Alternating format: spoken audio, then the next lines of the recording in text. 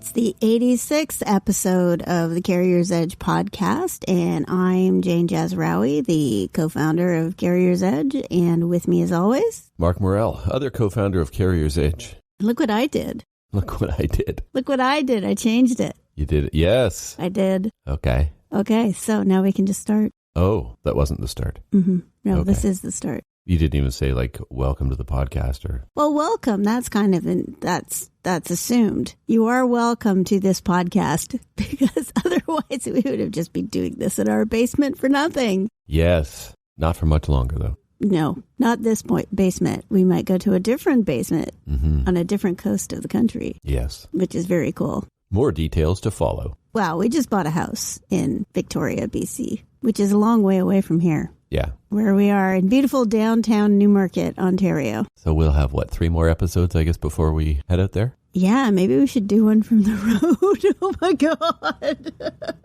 How are we getting out there? I don't even know. Are we driving? Yeah, we have to drive. With an electric car? Yeah. Okay, that will be a journey. That would be a story. No, there's charging stops all along the way now. Petrocan? No, Tesla has superchargers All the way? all across the Trans-Canada Highway. Okay, and if we go, we're going to go probably June. End of May, yeah. Or end of May, and so it won't be cold. No, it's a beautiful time to go across Because country. when you have an electric car, heating it will use up all your batteries, so you only get... Well, I think we get about, 500 kilometers? Under normal circumstances, yes, outside of winter. Yeah, so we should get about 400 and something. We lose up to a third if it's really cold. Yeah, or really hot. Yeah, you lose some with AC. But just so everybody who's like, yeah, I'm never getting an electric car because, you use up all your battery. So it's same with your gas. Mm-hmm.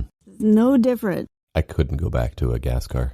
It's weird when we drive a rental. Yeah. Gas car. The last time we were out in Victoria, we asked for the smallest car you can possibly get. And I think we got one of the largest vehicles you could possibly get. Oh, yeah, it had 3 rows of seats in it. It was insane. We always want a subcompact because we never, there's absolutely nothing that we're doing except driving ourselves around. And we just need to get 2 suitcases in it. It's not that hard. So we get a subcompact because it's cheapest and we don't care. And so we got this, we had 3 rows of seats. Yeah. It was ridiculous. Yeah, for a car that spent most of its time sitting in a parking lot. We're walking through the rental lot, and that's all there is, are these gigantic vehicles. I don't know maybe there was a subcompact rally somewhere? Maybe somebody went and booked them all. Yeah, everybody just wanted to get the little cars. We didn't even get a medium car. It was only huge cars. And all trucks, too. There was no cars available. Oh, did we get a truck? Oh, I guess. Yeah, we got an SUV. Oh, an SUV. Yeah, not a truck. Well, there was pickup trucks, SUVs. Yeah, I don't think there was even minivans available. No, there were minivans. Okay. I think there were. I think I saw one. Anyway, it's weird for Victoria because it's not a... Yeah, it's hippie central. Yeah. Maybe that's why they're all available to rent. Because all the hippies had gotten all the little cars? Yeah. The hybrids and the Leafs and things like that. Yeah. And when we were out there in February, and people were riding their bikes a lot. Yep. Which is one of the nice things about being out there is that it's probably the warmest place in Canada. Yes. Which is nice. They don't get real winter. And you're losing your snowblower, which is I think bittersweet. No. Sweet. No, you like that snowblower, though. I liked it the first year I got it. Yeah. Yeah. And every time we get a dumping of snow, I'm very happy that I have it, but I won't miss it. I won't miss clearing snow. I don't think there's very many people that miss clearing snow. Yeah, who think, wow, I haven't cleared some snow in a long time. I need to clear some snow. Looking forward to winter so I can do some shoveling. Let's shovel some wet snow. Yeah. Because that's the best. Yeah. So we will have adventures, and we will update the audience on our adventures as the spring proceeds. And we'll see what nasty things happen in Victoria that no one talks about. Yeah. But we have lots more exciting things that are more current than that. That's true. Having just returned from the Truckload Carriers Association Convention in sunny and very warm Orlando, which was definitely warmer than it usually is at this time of year. Normally it's sort of mid-20s Celsius while we were there, but it was 30 each day. So the one day that I went outside, it was actually quite hot. Yeah, it was very hot. Although when you're when you're here and you go there, you don't really think about how hot it is. It's just, it's not cold. Yeah. And you're not wearing a jacket and yeah. So it was good. It was my 15th time going to that convention. It was, I think your 11th actually. Okay. And my 6th time staying at the Gaylord Palms in Orlando. So there's not much that really is surprising to me about the convention or about the hotel now. You know, I know there's a giant atrium there and most of the rooms look onto the atrium. I know that there are alligators swimming around in the pool. See the alligators? Intentionally. Yeah, they're not there by mistake. They haven't just wandered in from the swamps. No, they are there on purpose. And that is kind of cool to walk down a path and see alligators sitting there. And we unveiled our overall winners. Yes. The top 20 overall winners. Yes, we can say it out loud. And apparently nobody really knew, which is good, until the very last minute because Corrine saw the teleprompter and kind of figured it was her or it was them. So CAT was the overall large carrier and Chief Carriers was the overall small winner, which was really exciting. Yeah. And you made a sort of a passing comment about nobody knew, which is good. We are always afraid that somebody has figured it out or we've sort of left some clue or somewhere where we have it marked down that they saw. I'm afraid of that all the time because even though it's a secret, there's lots of people who know. Like the people who produce the trophies know, TCA knows, we're writing a press release, so anybody working on the press release knows about it. We have to prep our website so that it can just go live at the time. Like, so there ends up being, at any given time, there's probably 20 or 30 people who know who the winners are. And most of them are not going to say anything, but you never know. When you're talking to these people, sometimes it's easy to kind of forget, are you somebody who knows already or somebody who doesn't? And I'm always afraid that I'm going to mess up and I'm going to get confused and talk to the wrong person. It's funny. People always ask, should I be preparing a speech? And it's in the hope that I'm going to somehow leak it. And my answer is everybody should prepare a speech. Yeah. You should not be without a speech because most of the time when you haven't got a speech, you're not going to win or you are going to win. Yeah. So you definitely, the more unprepared you are, I think the better. So does that mean that if you're more prepared, you're less likely to win? I don't know. It actually doesn't make any difference whatsoever. You win, you don't, It's like you may have a speech. It's not like the color socks that you wear make any difference at all. Yeah. It's all about your points that you've already, you may as well wear your lucky socks back in the interview stage because that's when it actually matters. Yeah.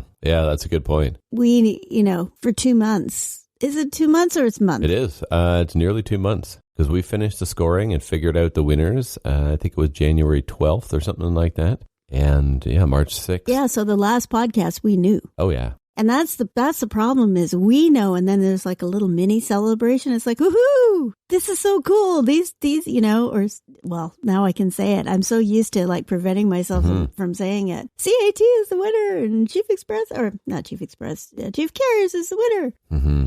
And now it's kind of now other people can share in that celebration. Yes. So what was also different this year is, or one thing that was quite different this year was that our Best Fleets reception happened on a Sunday night. Normally we do the awards on a Monday morning and we have our reception on a Monday afternoon, at which time everybody can kind of relax because the awards are done, all the pictures are done, it's just time to chill out. But this time the reception happened on a Sunday night before the awards had been given out, so nobody knew who the overall winners were. So what we had is a bunch of people that are like, hey, got any hints? Hey, should I have a speech? Mm-hmm. Pretending to bribe me. And hey, if I'm nice to you, will it help me tomorrow? Yeah, but that's the conversation, right? Yeah, and it's all joking because, you can be nice or be crappy to me at this point. It doesn't matter. The name's on the trophy already. We have no control. Yeah, at that point, it's not changing anything. But it was a bit chaotic this year because we had 2 new people who were helping us. TCA had a whole bunch of new people, and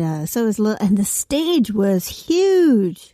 That's not the same stage that it always is? You know what? I think last time they created I think maybe they had a different stage because it was... No, I know it was different. Last time it was in Orlando, it was a different stage. Yeah. But what was also different is the stage decoration that they had this time was very minimal and all pushed to the back. So they've had a lot of stage decoration in the past where they have a lot of props or sort of those, I don't know what they are, the cutout foam pieces that show up and make the stage look nice in the photos. They had those moving towards the front so that it's sort of a 3D effect with them and more of them around. This year it was very minimal. It was just one like trapezoid painted like a road. That was it? That was about it. They had a couple of lights on the floor pointing up, but they didn't have as much as they normally do. So there was more space available on the stage. And there also wasn't any furniture out there. That's right. We do it in front of the chairs. Yeah, there's a panel discussion or something afterwards, so they have furniture on the stage at that point. But because this was an awards luncheon and there was nothing but awards, there was chairman spoke a little bit, and then it was just a couple people doing speeches, and then a few awards. So there was nothing on the stage. So yeah, we had a lot more space to work with. Well, that's good because I had to roll something on. Yeah, that was quite funny. Was it? What did it look like from the...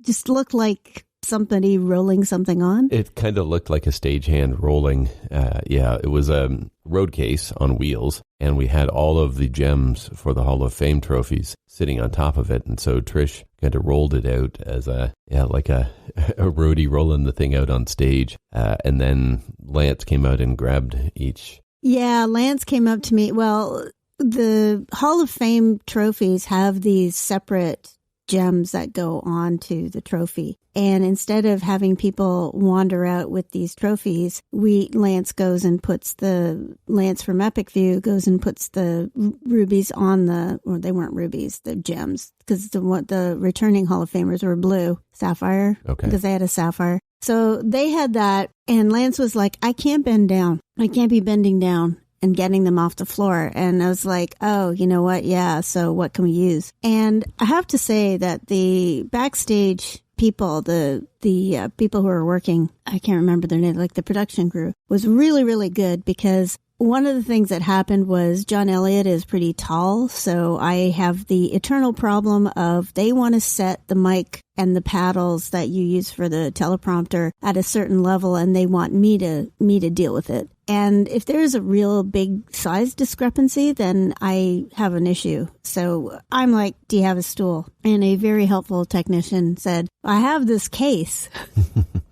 So it was really good, actually. Mm-hmm. Hard shell mic case. Is that what it was? Yeah. So John was supposed to bring it out for me, but he didn't. So I brought it out for myself as he butchered my name. And he could not pronounce my name at all. But he was gung-ho to keep trying. And it was like, okay, stop now. Mm-hmm. If it's not happening, if you don't know how to do it, you're not doing it. So I brought out the case and he was like, oh, I forgot. I was supposed to do that. And I'm like, just get out of my way so I can go and so I can go and do this thing. But it was good. It looked like I was very happy with it and that I liked getting up and down off of it. Every short person in the audience was with you on that 100%. Yeah? Yeah. Okay. Oh, yeah. It made good entertaining show that you put on there. Yeah, a 25-minute sitcom, basically, with awards handed out. It's not a I have to use something that I'm short. Yeah, but it's fun. Okay. Most sitcoms aren't really comedic anyway. Yeah, they're just relatively fun. So yeah, that was that. And then Lance is like, what am I doing with these? And thank God that Lance shows up for the rehearsal, because it's really important that everybody shows up for the rehearsal and figures out how it's going to go, because sometimes I'm making it up as I go. Oh, often. Yeah. Like I'm looking at the stage going, okay, like where the best fleets, like they had to be on stage. It was such a large stage where the open area was so open that they had to be almost right on stage, which is very unusual. Usually they're kind of out in the hall. Not this time. They were right there. So, and even then, so Garth from Bison, Garth Bitzel, he had to go it's like about 5 steps to get from where he was to right at the edge of the curtain, of the first curtain. Right. And then he has to get all the way across. And I think that's like a good 3 or 4 second walk, which is Yeah, it's about a 3 to 4 second walk. You're right, which doesn't sound like a lot, but in the context of a show, 10 people that are doing it, I mean, it gets shorter from there. He had the longest walk, but then Lance has to walk over and put the gem on the top. Yeah, it can drag down the pace of your show, which is something that you don't think about until you're putting on one of these award presentation things and thinking about how do we keep the thing moving. If you have too much sort of dead space, audience will start clapping because they don't know what else is going on, or they don't know if they're supposed to be clapping there. So they start, or they lose interest. They start talking at the table or something. So yeah, you have to keep it moving and have to keep the whole thing going. And of course, there's like almost no time to rehearse. You get one run through and that's it. Yeah, we had a longer rehearsal time this year than we've ever had, actually. Well, there's 30 people. But the thing started at noon, and we went in at 11 and started setting up the plaques and figuring out the trophies and all of that kind of stuff. So we had the first batch of actual attendees came for their rehearsal at 11:15. So we had 15 minutes to kind of start figuring out what we're doing with trophies and things, and then 15 minutes for each of the groups. So it went off pretty smoothly. Was there a big gap? Like, did they, because I was telling everybody, you gotta move. No, it was fine. The pacing was good. Okay, that's good. It wasn't too fast. That's the other thing. You can't have it too fast because then it feels like it's rushed and you're trying to sort of bump them off stage quick. So you got to give them their due, but you can't have it drag. Yeah. It's a very tricky balance to maintain. Absolutely. But it went off. Everybody got there. I don't think anything got smashed. Although the safety awards, it was kind of funny that the safety awards did get smashed. So Emery, who won the overall Grand prize. The grand prize for small fleets and the safety awards got some sort of bowl that they found at the hotel. Yeah. So I guess they're shipping her in the new. Yeah, a replacement trophy. Yeah. Her and Garth got their giant candy bowls. It's actually not that big. It's kind of a medium-sized candy bowl, actually.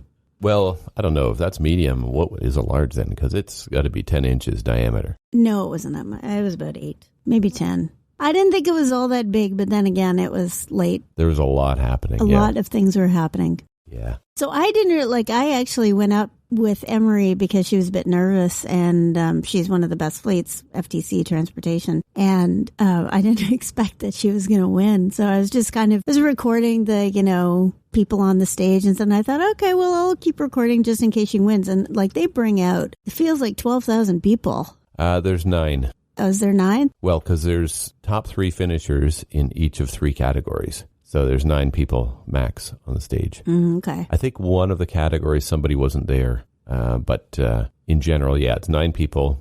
In the 3 smallest divisions come out, and then they announce their grand prize winner in the small fleets. And then the next, they do the same thing for the other 3 categories, and then have that for the large fleet.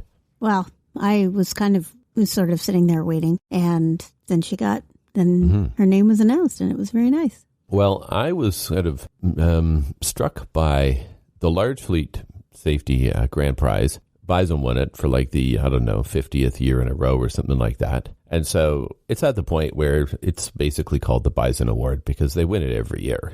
And I don't know how many other people even compete for it. So because of the 9 that are the sort of winners, the top 3 in each of their categories, they're invited to go to the next step to submit for the safety award. Mm-hmm. They don't have to. And I don't know how many of them do. I know a bunch of them don't bother, certainly in the large category because they figure Bison's going to win it again. But I was struck by the fact that when Garth won it, he was really choked up, given that presentation and the number of times that he's gone up there, been on that stage, been the overall winner. I don't see how it's really surprising for him. I don't see how he is shocked by it, but yet he was able to really come off. I don't want to sound like he's faking it. No, he really believes in it. Yeah, he definitely really believes in it. And that really sort of stuck with me. Man, good on you for sort of not taking it for granted and recognizing that it's an accomplishment and really feeling some genuine feelings about it rather than, okay, well, thanks, this is great. I want to thank our drivers, thank our management, blah, blah, blah, and then leaving. So, yeah, he was really, he's choked up about it, which is really good. I think he gets like that just generally talking about safety and bringing people home. Yeah, that's what it is. Because he's thinking about any of the times where somebody didn't make it home. Yeah. Which is always what he's on about, is like, we've got to get our people home safely. And anytime somebody doesn't make it home, he's really broken up about it. And I think each time he takes that award, that's what he's thinking about. Yeah, and he's he's just a very genuine guy. Mm-hmm.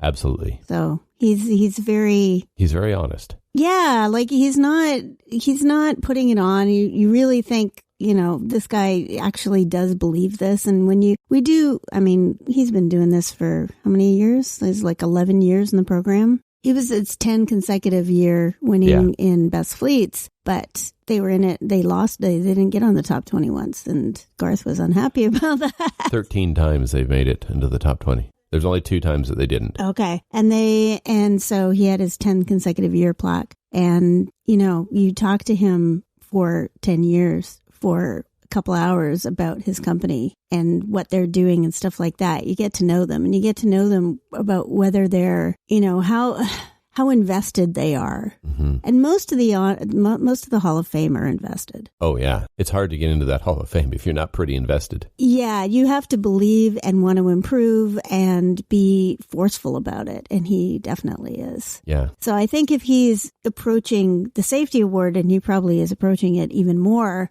like that than he is best fleets, then I'm not surprised that they win it over and over again. What we would have done is change the rules. Which we did. Yes, we did. We don't want the same people winning it over and over. We don't want the same people being honored. Although you want the same people being, like, if they earn it, you want to honor them, which is why the Hall of Fame showed up, because it was like, well, we want to honor them. How do we do that and still, get new blood in there? And it's been really nice the last couple of years where there's been a complete surprise on who is in the overall. Oh, yeah. We just never know. Like, it's gone back to, like, before it would be like, oh yeah, Nussbaum's getting it again. Oh yeah, Grand Island's getting. Oh yeah, because all 3 of them were 3-time winners. So they've hogged like 9 of the 15 years that the program is. Oh, and FCC got it 3 times. Mm-hmm. Boyle won it a couple of times. Yeah, there are multiple winners there. Yeah. So, yeah, it does start to get to the point where you're thinking, all right, it's going to be one of the regulars in the overall. Mm-hmm. So moving them into the Hall of Fame was really nice because it does shake it up. And there's a lot of other people that are doing really good things. And now we have an opportunity to recognize them and talk about them. But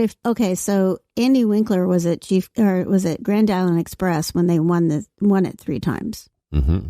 And now he's won the overall once for Chief Express. Chief Carriers. Chief Carrier. What is wrong with me? Chief Carriers. It's a good thing you got it right on stage. I don't know why I'm saying this right now. I think I'm just tired. Yeah.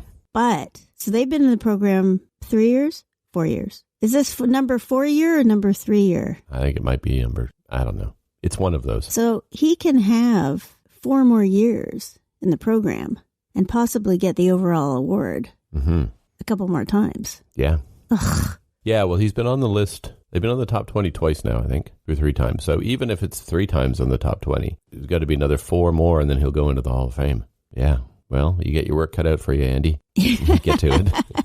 Make sure that you're, figuring it out. Yeah, take 2 companies into the Hall of Fame. I know, but I don't want them to win over and over and over again. Although I'm sure they want to win over and over and over again. But it's very competitive, and the people that are on that top 20 are really working on it. Yeah, this is true. And if you look at who else is there on that in that small fleet category, there's people that are really working.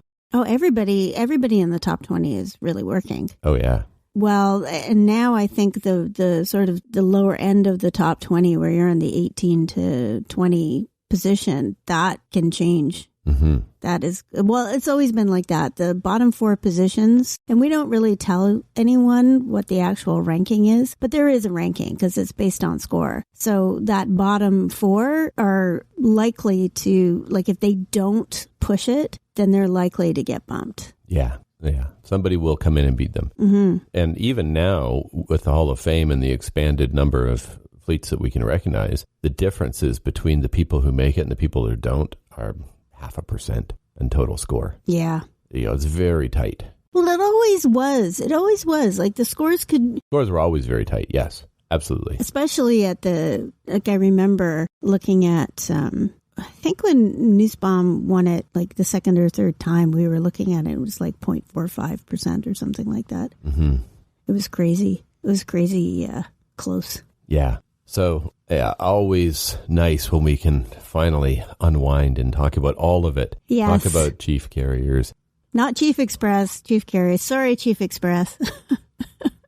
Talk about CAT as the overall winners. And that's another one that really floored us. I think, I talked about them like right after the interview on this podcast. I did. So. Yeah, because I was like, wow. They did a really, really good job this year. And then they made the top 20 and we couldn't say anything. Mm-hmm. And then they were the overall winner and I couldn't say anything. Yeah. A company did very well. Yes, there was a company in the company competition who did well. Yeah, first Quebec-based winner. Mm-hmm. Fantastic. Oh, yeah. And, well, this is the other thing. I'm like, oh, my God, I have to do a French overall logo now.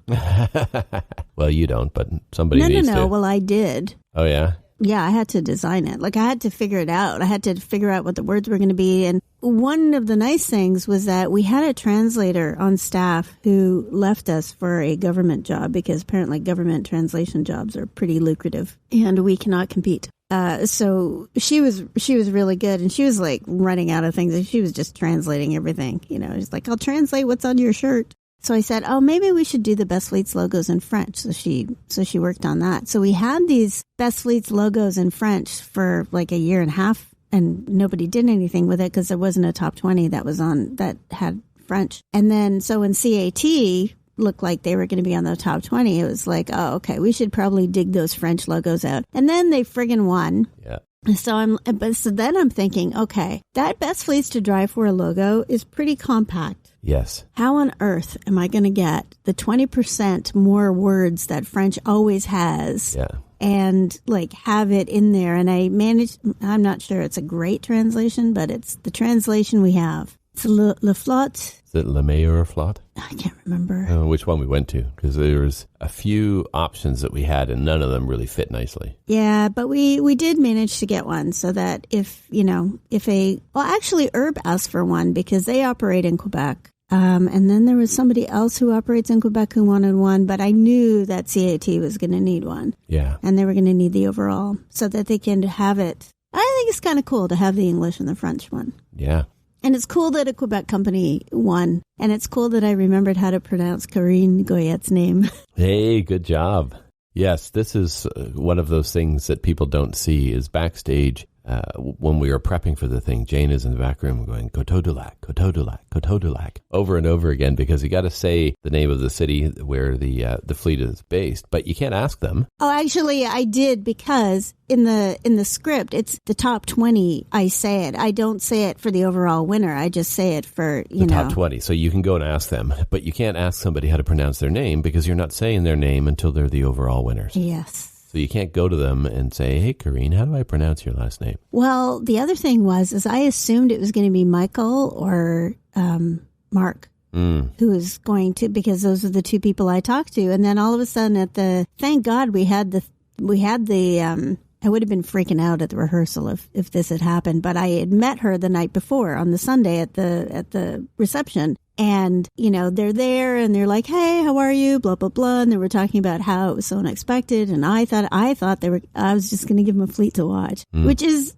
Jetco is another one that I was going to give you a fleet to watch, but you just kind of surpassed that. And then they're like, oh, here's, let me introduce you to the vice president or the co-president. It was the co-president, Corinne Goyette. And I didn't hear the name because I was in a bar. Plus it was French. And I was like, oh no.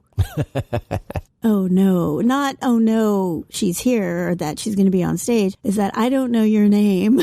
And I don't have it on a script. I have to know your name. And that's one of the things that drives me up the wall or makes me, doesn't drive me up the wall. It actually freaks me out because every so often things just escape my brain and I have to memorize the names. And I'm always like, wait a minute. Which one is it? Who are these people? Are you big? Are you small? Who's the big winner? Who's the small winner? Do I know their name? Oh, my God.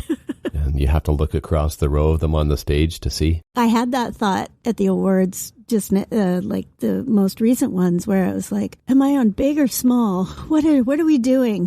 Yeah. Like you just sometimes when you're on stage, you're just like, all of a sudden it's like in a movie, when like all the background starts spinning or it goes zoop, and you're like, and then the person is right in focus and something has happened. That's what it feels like in my brain. Sometimes it's like all of a sudden I come to and go, holy crap, what am I doing? Where am I? And I'm reading the paddles thinking, okay, I'm okay. That happens to every performer on stage. Really? Yeah, there's a moment where you tune out and you sort of come to and like, wait, what just happened? Yeah, I've had that on stage many times when I'm doing a speech, when I'm playing. What is that? That's just how the brain works. Oh, okay. Well, I did, that's why you rehearse. Yeah. So that you can do it. Yeah, you rehearse it to the point where you can do it on autopilot. And then when you inevitably go on autopilot, and it feels to you like you've been gone for minutes, but it's maybe a second or two. Or you come to and you're like, oh my God, like what's happening? Yeah.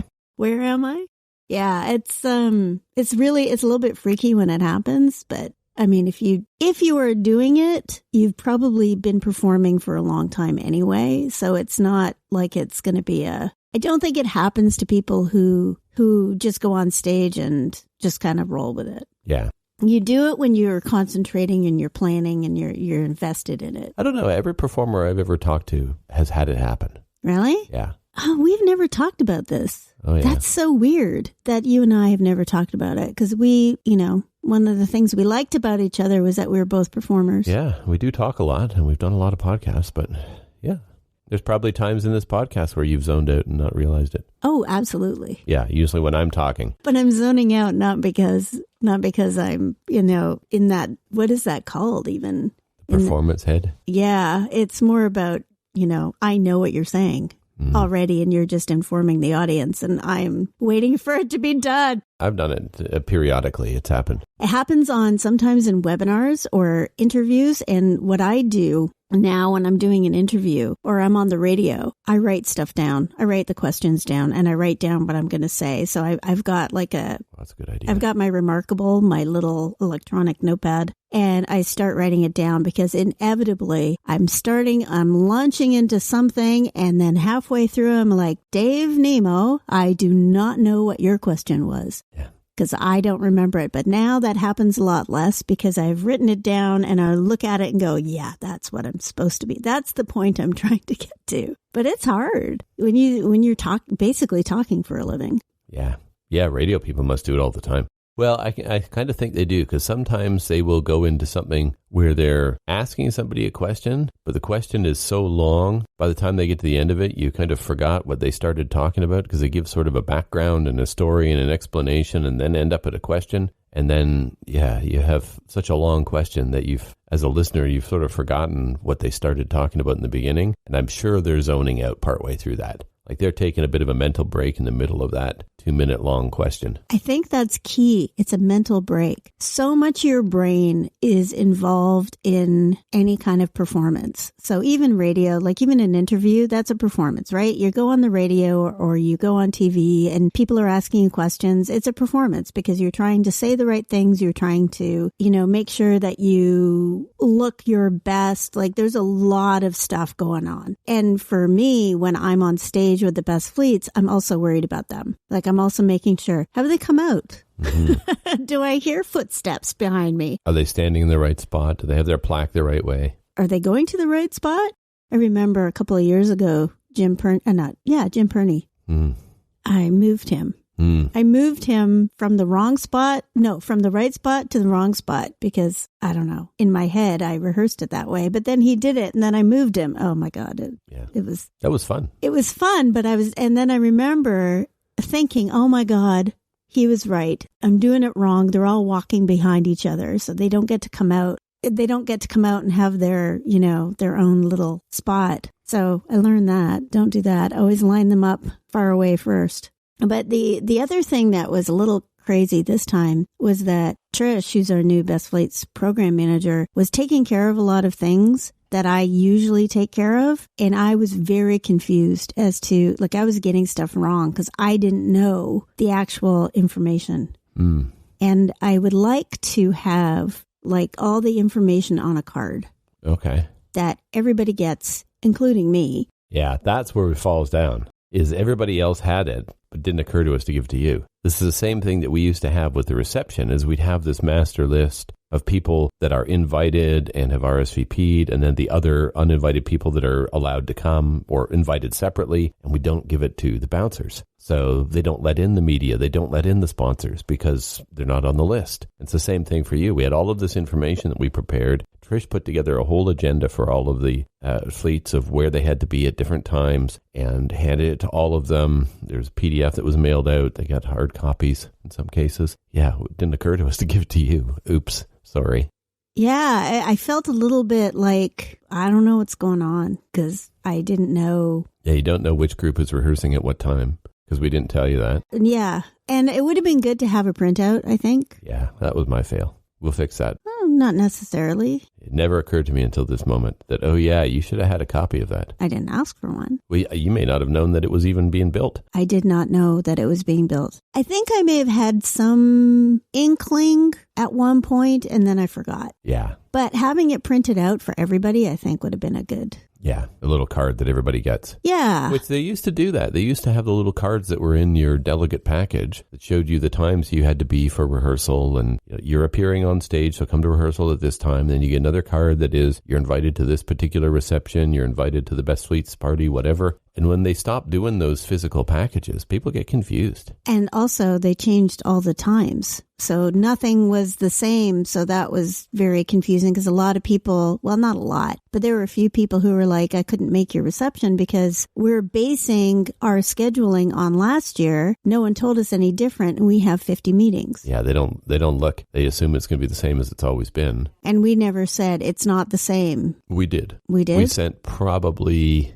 4 messages where we were updating on status of different things and inviting them to the receptions and saying, hey, it's on a different day this year. Yeah. Okay, well, not on us then. Oh, no. 4 was not enough. You have to say, hey, times have changed. It's not the same as it was. I have to send them an individual message saying, hey, are you coming? Yeah. But, they don't have to come to the reception. It's not that big a deal. It's nice to see them. And it's not like they haven't come to receptions, that they just didn't go to this one. I think we probably had 50 people there. It was pretty full. Yeah. It was lovely. Not as many previous winners. That's the thing that always bums me out. It always is mostly the current year's crop. And I feel like anybody who's ever been on the top 20 is eligible to come to that reception. And I would like to see more of the earlier year winners. And there was a few that had RSVP'd that they were going to come and then just didn't. So I think they had 50 other vendor dinners. So that was a downside of the way it was. The reception was booked. On point. Yeah, the vendors were jumping all over stuff. And there was also way more vendors than the ratio of vendors to carriers at the event was quite. Yeah, so there was a lot of stuff competing for time there. So I don't blame them for not coming to this. It was only an hour, and if they had other things that they were doing, sure, makes sense. But overall, it was a great reception. It was good to catch up with people. Nice to see them. Mm-hmm. Good to meet some people in person that we've only seen sort of virtually. That's always nice. It was weird because I did radio with the first day. I had 2 radio spots and both. Well, normally it's just the overall winners, but we had 2, one on the Monday and one on the Tuesday, because on the Monday it was before the overall winners were announced. So we had Jeff Topping from Challenger and Ken Johnson from Leonard's Express. And it was weird because I met Ken on the Sunday and I felt like I knew him.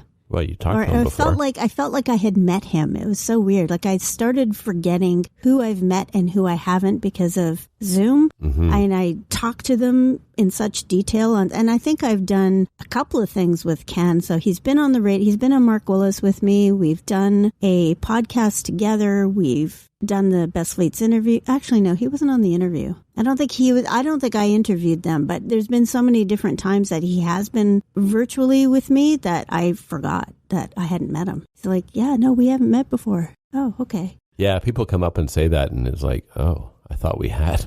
Oh, it's the same thing with the guys from CAT. I felt like I had met them. Maybe I have because, Ontario's not. They're not in Ontario. I thought Michael was. Yeah, Michael was. I met him in person in January, which was brutal, I got to say. I went and did a speech 2 days after we figured out who the winners were. And he was there and he was sitting in front of me and I'm chatting with him the whole time. I couldn't say anything. We hadn't even announced the top 20 at that point, but I'm looking at him and I'm like, I know you're the overall winner. And I am just hoping that I do not spill the beans. What was that event? That was the Toronto Transportation Association luncheon. Right. That I went and spoke at. Right.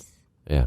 Because our insurance broker. Yeah. Our benefits insurance broker, who does some transport work, invited me to speak there, and it was good. That's really a weird connection. It was one of those weird small world things. Was it our personal insurance? No, our corporate benefits broker. So, yeah, that was good. So, what else have we got coming up? I have a webinar next week that I'm very much looking forward to.